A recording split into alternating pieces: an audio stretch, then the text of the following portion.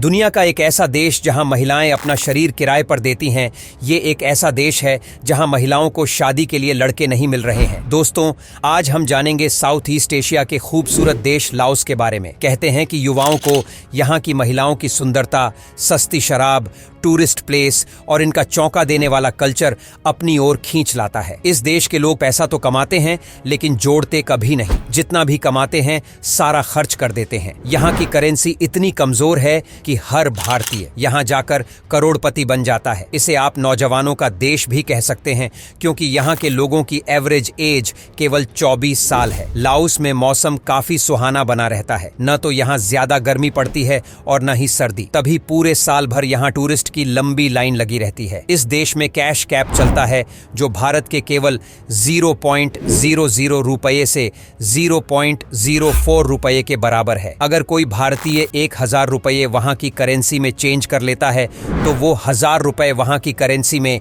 20,05,000 रुपये बन जाते हैं। इसलिए तो हर भारतीय लाओस में करोड़पति कहलाता है और यहाँ की महिलाएं इन पर फौरन आकर्षित भी हो जाती हैं। आप इस देश के बारे में एक बात जानकर चौंक जाएंगे कि यहाँ की महिलाएं अपनी कोख किराए पर देती हैं, यानी पैसे लेकर दूसरे शादीशुदा जोड़े के बच्चे पैदा करती हैं, उन्हें खुशी देती है और लाओस में इस काम को जायज माना जाता है। फ्रांस ने कई सालों तक इस देश पर शासन किया, लेकिन 1940 में इसे फ्रांस की हुकूमत से आजादी मिली और लाओस में इंडिपेंडेंस डे 2 दिसंबर को सेलिब्रेट किया जाता है। और इस देश में वाटरफॉल एक ऐसी जगह है जहां पर पर्यटकों के साथ साथ लोकल लोग भी जमकर प्रकृति की सुंदरता का मजा उठाते हैं। झरने से गिरता पानी, हरे भरे पेड़ और मन की शांति लोगों को स्पॉट पर खींच लाती है। इसके अलावा राजधानी में मौजूद एक बौद्ध मंदिर है। इसके कुछ हिस्से गोल्ड से भी बनाए गए हैं और लाओस में ये घूमने का केंद्र है। इसे टेम्पल ऑफ गोल्डन सिटी भी कहा जाता है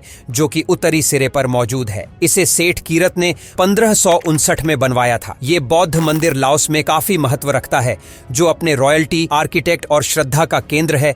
और लाओस की कॉफी वर्ल्ड फेमस है जिसे यहाँ से कई देशों में एक्सपोर्ट भी किया जाता है। यहाँ के घने जंगल, नेचुरल पार्क इतनी शानदार हैं कि टूरिस्ट इनमें जंगली जानवरों को अपनी आंखों से देखने का सपना पूरा कर लेते हैं। लाओस का नेशनल एनिमल हाथी है। यहाँ के झंडे का लाल रंग इस देश में आजादी के लिए शहीद हुए लोगों को दर्शाता है। फ्लैग को पहली बार डिजाइन किया गया था साल 1945 में, लेकिन इसे स्वतंत्रता के रूप में 1975 में अपनाया गया। आपको जानकर हैरानी होगी कि लाओस में आप मौज मस्ती तो कर सकते हैं लेकिन वहां की लड़की से शादी नहीं कर सकते। एक लाओस की महिला और दूसरे देश से आया आदमी उससे शादी नहीं कर सकता, बाकी सब चलता है। अगर किसी आदमी को थाईलैंड जैसे मजे कम पैसे में लेने हो तो लाओस की यात्रा जरूर करें। लाओस देश आता है साउथ ईस्ट एशिया के हिस्से में। इसके पड़ोसी देश चीन, कंबोडिया, वियतनाम और थाईलैंड जैसे देश है। यहाँ आपको अंकित हाथी देखने को मिलेंगे, इसलिए इसे कंट्री ऑफ एलिफेंट के नाम से भी जाना जाता है। ऑफिशियली लाओस को people's democratic republic of Laos कहा जाता है। यह देश 3,06,800 स्क्वायर किलोमीटर में फैला हुआ है